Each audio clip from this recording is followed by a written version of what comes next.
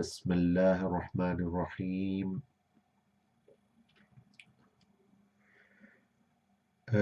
وضو کے سلسلے میں ہم احیاء العلوم کا مطالعہ کر رہے تھے اور وضو کے فضائل پہ بات ہو رہی تھی، تو اس کو ہم جاری رکھتے ہیں اور اس میں ہم جو احادیث کا مطالعہ کریں گے آج کے سبق میں، کہ احادیث میں کیا احادیث وارد ہوئی ہیں وضو کی فضیلت میں۔ اور سب سے پہلی جو حدیث ہے کہ جو شخص اچھی طرح سے وضو کرے اور اس وضو سے 2 رکعت پڑھے، اس طرح کے نماز کے دوران دنیا کی کوئی بات دنیا دل میں نہ لائے تو وہ اپنے گناہوں سے اس طرح پاک ہو جائے گا کہ جیسے اس کی ماں نے اسی دن اس سے جنا ہو۔ اور ایک دوسری جو حدیث ہے اس میں آتا ہے کہ اس کے پچھلے گناہ بخش دیے جاتے ہیں، اور یہ اس کے روایت کہ یہ صحیفہ ابن مبارک میں آئی ہے، کتاب الزہد والرقائق میں، اور اس کے راوی ہیں حضرت عثمان ابن عفان رضی اللہ تعالی عنہ۔ تو اس کے بعد جو آتا ہے وہ یہ ہے کہ جو دوسری روایت ہے اس میں ہے کہ یعنی الا انبئکم بما یغفر اللہ بہ الخطایا، نہیں کیا میں تمہیں وہ بات نہ بتاؤں جس سے تمہارے سارے گناہ معاف کر دیے جائیں اور درجات بلند کر دیے جائیں، وَيُرْفَعُ بِهِ الدَّرَجَاتِ، اور وہ ہے کہ دل نہ چاہنے کے باوجود مکمل وضو کرنا، مسجدوں کی طرف جانا اور نماز کے بعد نماز کا انتظار کرنا، یعنی کتنی فضیلت ہے وضو کرنے کی اور وضو سے رہنے کی، اور یہ ہے کہ نہ چاہتے ہوئے بھی وضو کرنے کی، اور ایک نماز سے پھر دوسری نماز کے انتظار کرنے کی۔ تو ہمارے جو مرشد تھے نسیم احمد صدیقی صاحب، ان کا یہی معمول ہم نے دیکھا کہ وہ ہر وقت باوضو رہا کرتے تھے۔ تو دل نہ چاہنے کے باوجود مکمل وضو کرنا، جو حدیث کے الفاظ ہیں، کیا میں تمہیں وہ بات نہ بتلاؤں جس سے اللہ گناہ معاف کرتے ہیں اور درجات بلند کرتے ہیں، اور وہ یہ کہ دل نہ چاہنے کے باوجود مکمل وضو کرنا، مسجدوں کی طرف جانا اور نماز کے بعد نماز کا انتظار کرنا، گویا اس نے اللہ کی راہ میں جہاد کے لیے گھوڑے باندھے ہیں۔ اتنی فضیلت ہے، اور یہ ابو ہریرہ رضی اللہ تعالیٰ عنہ نے روایت کی ہے اور مسلم میں آئی ہے۔ اور آخری کلمہ آپ صلی اللہ علیہ وآلہ وسلم نے 3 مرتبہ ارشاد فرمایا۔ پھر اس کے بعد ایک اور حدیث ہے کہ توضأ صلی اللہ علیہ وآلہ وسلم، تو یہ دیکھیں ادب سے، کتنی ادب سے نام لیا ہے، کہ ادب کا تقاضا ہوتا ہے کہ نام نہ لیا جائے ہستی کا، اور بعض اوقات ٹائٹل بھی نہ دیا جائے بلکہ انڈائریکٹلی ذکر کیا جائے، یعنی حضور صلی اللہ علیہ وآلہ وسلم کو اس طرح کہہ دیا جائے کہ صلی اللہ علیہ وسلم نے فرمایا۔ ادب ہے کہ ان کا نام نہ لیا جائے۔ اور جو میرے موجودہ مرشد ہیں وہ اسی طرح آپ صلی اللہ علیہ وآلہ وسلم کہتے ہیں، سید سرفراز احمد شاہ صاحب ہیں۔ اور جو صدیقی صاحب تھے میرے سابق مرشد رحمۃ اللہ علیہ، وہ بہت ادب سے نام لیتے تھے، حضور پاک صلی اللہ علیہ وآلہ وسلم، اس طرح سے فرماتے تھے۔ انہوں نے بھی کبھی اس طرح سے حضور صلی اللہ علیہ وآلہ وسلم کا نام نہیں لیا تھا۔ قال صلی اللہ علیہ وسلم، یعنی توضأ صلی اللہ علیہ وسلم، حضور صلی اللہ علیہ وآلہ وسلم نے وضو کیا، مرتن، اور ایک ایک مرتبہ آزاد ہوئے۔ تو پھر اس کے بعد ہے لا يقبل اللہ الصلاۃ الا بہ، کہ اگر ایک ایک مرتبہ جو 4 اعضاء کو دھونا ہے، 4 فرائض ہیں، اگر وہ نہیں کیے صحیح طرح سے، ان کو اس طرح سے ایک ایک دفعہ کم از کم دھویا جائے کہ وہ اچھی طرح سے صاف ہو جائیں، ان کے اوپر سے پانی ہر جگہ پہ پہنچ جائے، یہ تو بیسک شرط ہے نا. تو پھر اس کے بعد پھر 2 دفعہ ہو، 3 دفعہ ہو، اور 3 دفعہ کی بھی یہی وجہ ہے کہ وہ تاکہ وہ اچھی طرح دھل جائیں اعضاء، میک شور ہو جائے کہ ہر جگہ پہ پانی پہنچ گیا. تو ایک ایک مرتبہ آزاد ہوئے. حضور صلی اللہ علیہ وسلم نے فرمایا یہ وہ وضو ہے جس کے بغیر اللہ نماز قبول نہیں کرتا. پھر 2 مرتبہ حضور صلی اللہ علیہ وآلہ وسلم نے آزاد ہوئے، اور پھر فرمایا کہ جو شخص 2 مرتبہ دھوئے اللہ اسے ڈبل اجر عطا کرتا ہے. پھر 3 بار وضو کیا، یعنی 3 بار آزاد ہوئے، اور فرمایا یہ میرا وضو ہے، مجھ سے پہلے انبیاء کا وضو ہے، اور اللہ کے دوست ابراہیم علیہ السلام کا وضو ہے. یعنی یہ پتہ چلا کہ جس طرح سے ہم وضو کرتے ہیں حضرت ابراہیم علیہ السلام کی سنت ہے، اور 3 دفعہ آزاد ہونے چاہیے تاکہ ٹرپل اجر ملے، اور یہ کہ کوئی جگہ خشک نہ رہ جائے. جو 4 ہمارے بنیادی اعضاء ہیں، ہاتھ اور منہ، بازو، اور پھر چوتھائی سر کا مسح، یہ 4 جو فرائض ہیں یہ ضرور ہونی چاہیے. پھر جو سنتیں ہیں وہ یہ کہ اور پاؤں کو دھونا، تو یہ بھی آ جاتا ہے اس میں. یعنی ہاتھ بازوؤں تک ہو گئے، اور منہ ہو گیا، اور بازو یہ وہ تو ہو گئے نا، اور پھر اس کے بعد پاؤں ہو گئے، اور سر کا مسح ہو گیا. ہاتھ، پاؤں، منہ اور سر، یہ 4 ان کا دھونا یا مسح کرنا، سر کا مسح کرنا اور باقی چیزوں کا دھونا یہ ضروری ہے. اور ظاہر ہے کہ وہ پاؤں کے مسح کے جو موزوں کے اوپر مسح ہے وہ اس پہ ہم نے بات کر لی تھی پچھلے اس میں. اس کی بھی بنیادی شرط یہی ہے کہ پہلے وضو کر کے موزے پہنے جائیں. تو اس کے بعد یہ ہے کہ جو شخص وضو کے دوران اللہ کا ذکر کرتا ہے اللہ اس کا جسم پاک کر دیتا ہے، اور جو نہیں کرتا اس کا صرف وہ حصہ پاک کرتا ہے جس پر پانی پہنچتا ہے. یہ دار قطنی میں آئی ہے، حضرت ابو ہریرہ رضی اللہ تعالیٰ عنہ کے حوالے سے یہ روایت ہے کہ حضور صلی اللہ علیہ وسلم نے فرمایا. تو اس سے پتہ چلتا ہے کہ بسم اللہ الرحمن الرحیم ضرور پڑھنا چاہیے. بلکہ ایک روایت میں تو یہاں تک آتا ہے کہ جس نے بسم اللہ الرحمن الرحیم نہیں پڑھی اس کا وضو نہیں ہوا.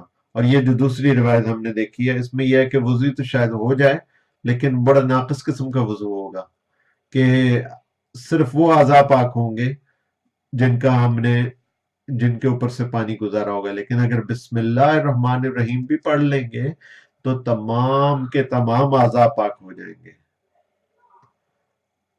تو پورا جسم پاک ہو جائے گا. اس لیے وضو کے ساتھ ہمیشہ بسم اللہ الرحمن الرحیم پڑھا کریں. یاد نہ آئے تو درمیان میں پڑھ لیں، پھر بھی یاد نہ آئے تو آخر میں پڑھ لیں.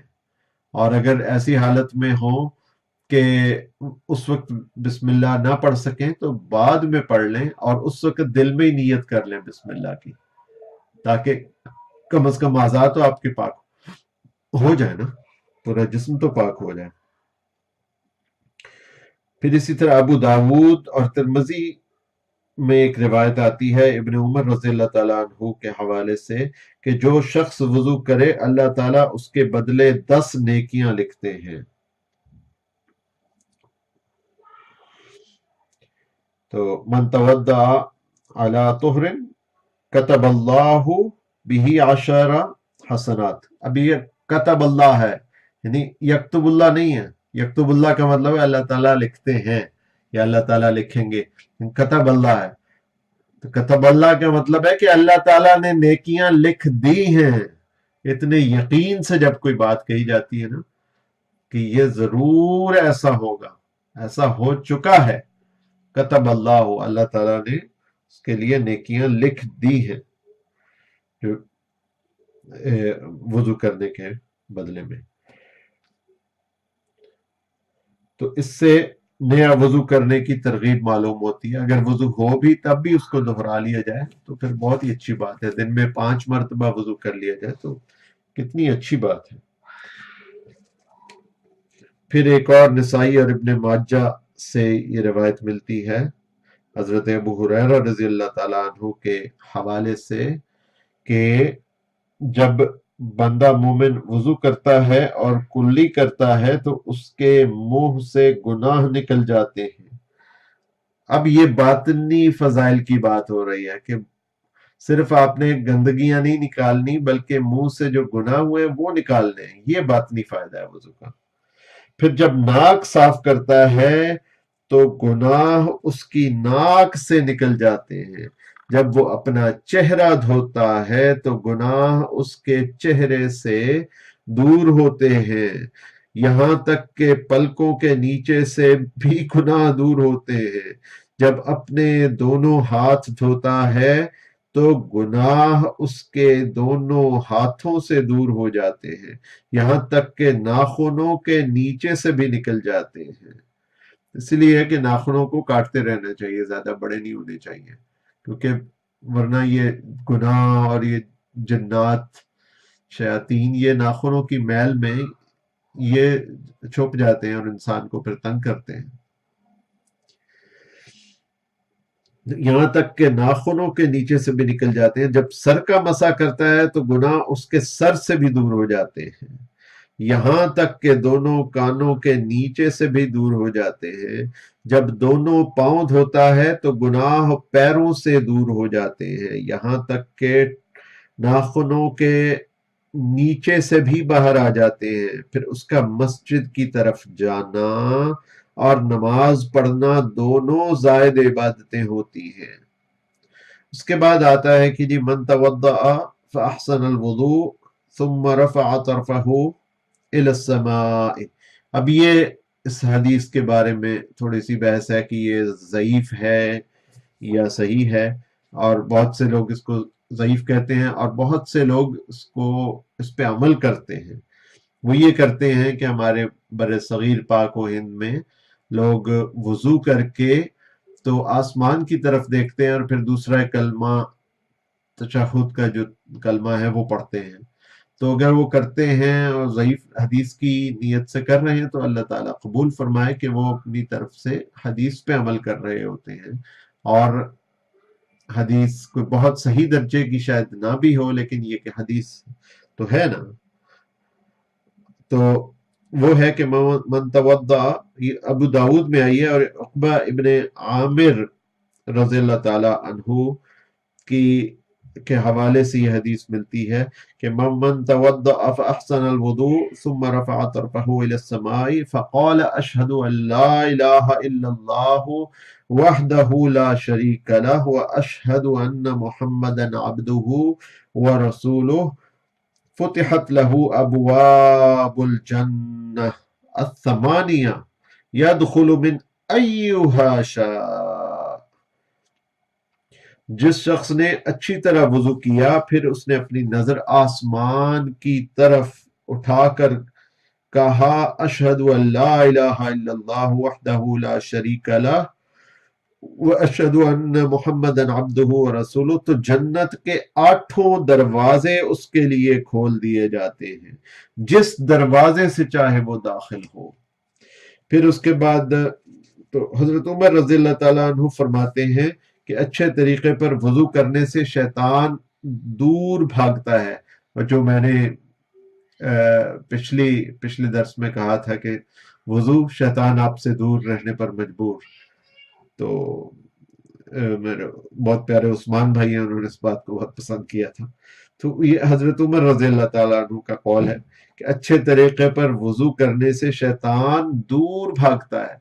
اسی لیے صدیقی صاحب رحمۃ اللہ علیہ فرماتے تھے کہ ہر وقت باوضو رہو. مجاہد کہتے ہیں کہ جس شخص کے لیے یہ ممکن ہو کہ وہ سونے سے پہلے وضو کرے اور ذکر و استغفار کرتا ہوا سوئے تو اسے ایسا کر لینا چاہیے، کیونکہ روحیں اسی حالت میں اٹھائی جائیں گی جس حالت پر قبض کی جائیں گی. اگر سوتے میں انسان کی روح ہی قبض ہو جائے تو کم از کم باوضو تو ہونا. تو یہی صدیقی صاحب بھی فرمایا کرتے تھے کہ وہ ہر وقت باوضو رہتے تھے، اور وہ کہتے تھے کہ اچھی طرح وضو کر کے سویا کریں تاکہ آپ کو اچھے اچھے خواب آئیں. یہ فرمانا تھا صدیقی صاحب کا. پھر اس کے بعد یہاں پہ غسل اور نہانے کا طریقہ یہاں پہ امام صاحب نے بیان کیا ہے. تو غسل کا بس یہی کہوں گا کہ صدیقی صاحب کی جو تلقین تھی کہ روزانہ غسل کر لینا چاہیے، اگر ممکن ہو تو روزانہ غسل کرنا چاہیے، تو تاکہ انسان، وہ مقصد یہی ہے کہ شیطان جو ہے وہ آپ سے دور بھاگ جائے. صدیقی صاحب فرماتے تھے کہ یہ جو بالوں کی جو جڑیں ہوتی ہیں، مطلب یہ کہ جو بغلوں کے اور دیگر اعضاء کے بال ہوتے ہیں، وہاں پہ شیطان آ کے بیٹھ جاتا ہے.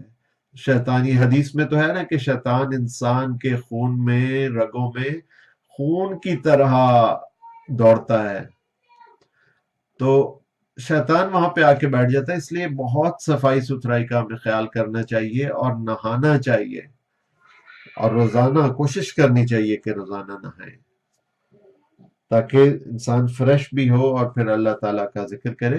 اور درود شریف بہت کثرت سے پڑھنا چاہیے، اور درود سے پہلے بسم اللہ الرحمن الرحیم پڑھنی چاہیے.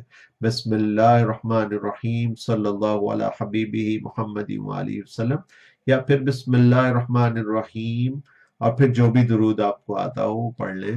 یا اللہ، یا رحمان، یا رحیم، اس طرح کہہ لیں. بہتر یہ ہے کہ بسم اللہ الرحمن الرحیم پڑھیں تاکہ مکمل اس کے فیوض و ثمرات حاصل ہو جائیں، اور ساتھ درود شریف پڑھیں. تو یہ تو وضو کی بات ہوگی. اور پھر تیمم کے مسائل امام صاحب نے لکھے ہیں. تو صدیقی صاحب کا جو کہنا تھا تیمم کے بارے میں، وہ یہی تھا کہ اگر پانی بالکل ہی میسر نہ ہو تو پھر تیمم نہ کرے. اور ان کی کوشش یہ ہوتی تھی کہ سخت سے سخت بیماری میں بھی تیمم کر لیا جائے.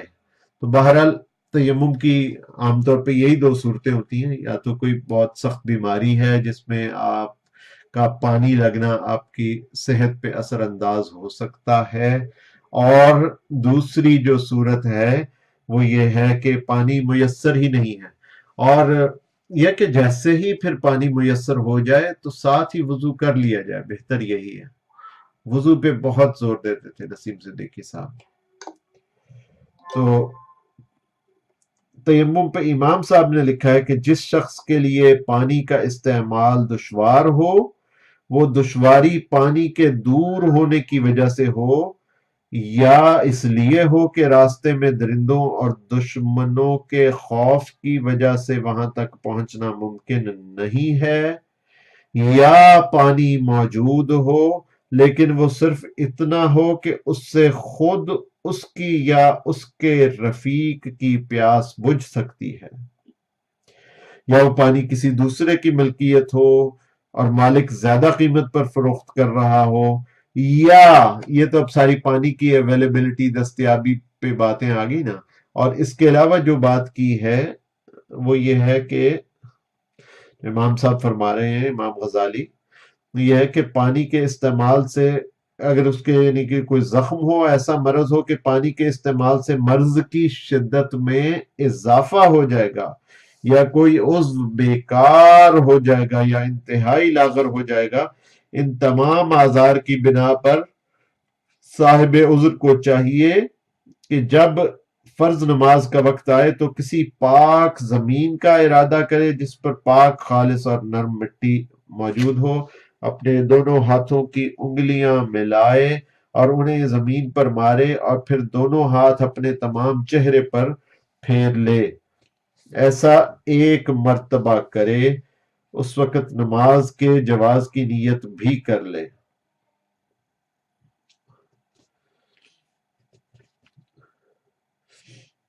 اور اس کے بعد جو مترجم ہیں وہ لکھتے ہیں، علامہ منظور الوحیدی رحمۃ اللہ علیہ، کہ احناف نیت کو فرض نہیں کہتے بلکہ سنت کہتے ہیں. اس لیے کہ اگر غسل میں نیت نہ کی تو اس کی صحت میں کوئی شبہ نہیں ہے، بلکہ اگر یہ غسل کے بارے میں ہے، تیمم کے بارے میں نہیں ہے، کیوں نہیں؟ تیمم میں کر لینی چاہیے، احناف اس پہ زور دیتے ہیں، لیکن غسل میں نیت اس طرح سے ضروری نہیں ہے، دل میں بھی کر لی جائے تو کافی ہے۔ تو اب یہاں پہ تیمم کے لیے احناف جو ہیں وہ نیت کی بھی شرط لگاتے ہیں کہ نیت منہ سے کی جائے کہ یا اللہ میں تیری پاک مٹی سے تیمم کرتا ہوں تاکہ مجھے پاکیزگی، روح کی بالادگی اور طہارت حاصل ہو جائے، یا اللہ مجھے اس تیمم کے ذریعے پاک کر دے، میں اس کی نیت کرتا ہوں۔ یہ نیت کر لینی چاہیے تیمم کے لیے۔ تو یہ تو تیمم کی بات ہو گئی نا، اور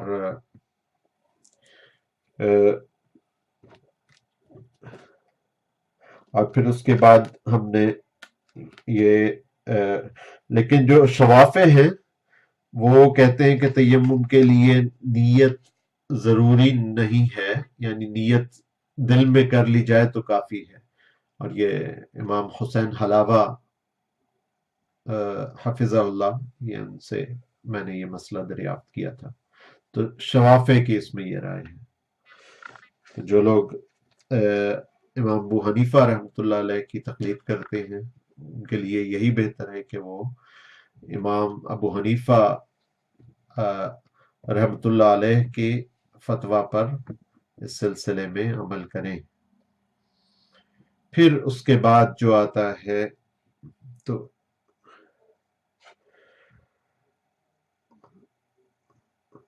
امام صاحب یہ فرماتے ہیں کہ ہر فرض نماز کے لیے الگ تیمم کر لینا چاہیے، یعنی دن میں اگر نہیں پانی مل رہا تو دن میں 5 نمازیں پڑھنی ہے تو 5 دفعہ ضرور تیمم کر لیا جائے، کیونکہ وضو جو ہے وہ قائم رہ سکتا ہے، لیکن تیمم ضروری بہتر یہی ہے کہ ہر نماز کے لیے علیحدہ سے کیا جائے۔ پھر اس کے بعد امام صاحب فضلات بدن سے پاک ہونے کی بات کرتے ہیں، میل اور رطوبتوں کی، اور اس میں کچھ احادیث انہوں نے بیان کی ہیں کہ رسول اللہ صلی اللہ علیہ وآلہ وسلم کبھی کبھی اپنے بالوں میں تیل ڈالتے تھے اور کنگھی کرتے تھے۔ حضرت صلی اللہ علیہ وآلہ وسلم نے فرمایا کہ کبھی کبھی تیل لگا لیا کرو، اور یہ ہمارے جو مرشد تھے صدیقی صاحب، ان کا بہت معمول تھا کہ وہ بہت کثرت سے اپنی داڑھی شریف پر اور اپنے بالوں پر تیل ضرور لگایا کرتے تھے، اور فرماتے تھے کہ اس سے بال مضبوط ہوتے ہیں۔ حضرت صلی اللہ علیہ وآلہ وسلم کی خدمت میں ایک شخص حاضر ہوا اور اس کے سر اور داڑھی کے بال بکھرے ہوئے تھے۔ آپ صلی اللہ علیہ وسلم نے فرمایا کیا اس کے پاس تیل نہیں تھا؟ یہ ابو داود کی روایت ہے۔ پہلی جو روایت تھی وہ ترمذی کی تھی اور نسائی کی تھی، دوسری ابو داود کی، اور جو تیسری آ رہی ہے وہ بھی ابو داود کی ہے کہ کیا اس کے پاس تیل نہیں تھا جس سے بالوں کو درست کر لیتا؟ پھر فرمایا کہ تم میں سے کوئی آتا ہے جیسے شیطان ہو، یعنی انسان جو ہے وہ داڑھی رکھے بہت اچھی بات ہے، اور سلیقے کے ساتھ رکھے، اس کو تیل لگائے، اس میں کنگھی کرے، اور یہ داڑھی رکھے بھی اور اس کا حق بھی ادا کرے۔ تو ایسے نہ ہو کہ شیو ایک دم چھوڑ دی فیشنی طور پہ اور پھر اس کے بعد شیو کر لی، تو انسان صاف ستھرا رہے، اور بہتر یہی ہے کہ داڑھی باقاعدہ سنت سمجھ کے رکھی جائے۔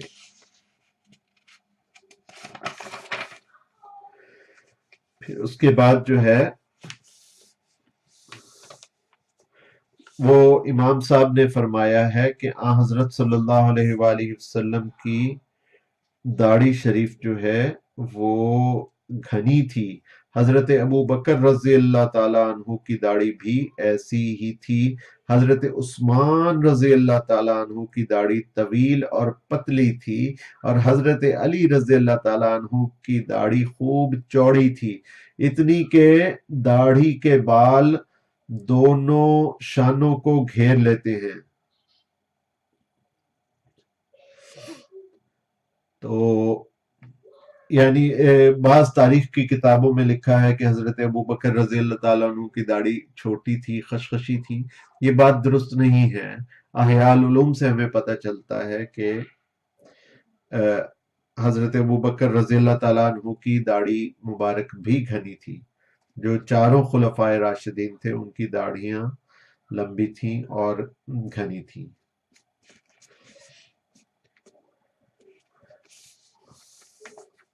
اور پھر اس کے بعد جو ہے وہ امام صاحب فرماتے ہیں کہ جو انگلیوں کے سروں اور ناخنوں کے نیچے جو میل جمع ہو جاتا ہے اس کو بھی صاف کر لینا چاہیے. اور بہتر تو یہی ہے کہ ہر 10 سے 15 دن کے بعد ناخنوں کو کاٹ لیا جائے. اسی طرح 40 دن کے اندر اندر بغلوں کے اور زیر ناف کے بالوں کو صاف کر لینا چاہیے. پھر اس کے بعد جب انسان وضو میں ہاتھ دھوئے تو اچھی طرح سے ہاتھوں کو مل لیا کرے، اور تاکہ پانی جو ہے وہ اچھی طرح انگلیوں کی پوروں تک پہنچ جائے.